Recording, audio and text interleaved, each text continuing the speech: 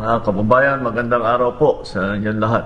Meron lang po akong update tungkol sa iba't ibang kaso tungkol sa flood control na mga problema sa mga iba't ibang kontrata. Ipapabot ko po sa inyo na ang 96.5 million na Ghost Flood Project sa Davao Occidental, naglabas na ng warrant of arrest ang korte laban sa 10 pangunahing sangkot dito sa anomalyang ito. Ang mga akusado ay nahaharap sa kasong graft at malversation.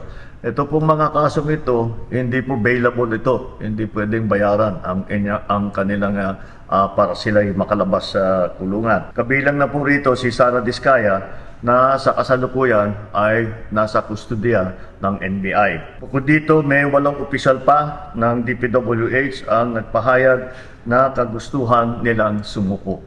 Ito po ay patuloy namin ang gagawin at simula lang po ito at patuloy namin imbestigahan at kakasuhan lahat po ng may kinalaman sa mga iskandalo na nakikita natin sa mga flood control project.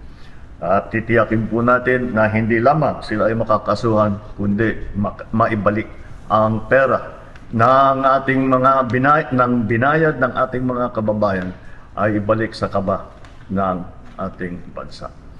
At maraming salamat po at magandang araw po sa inyo.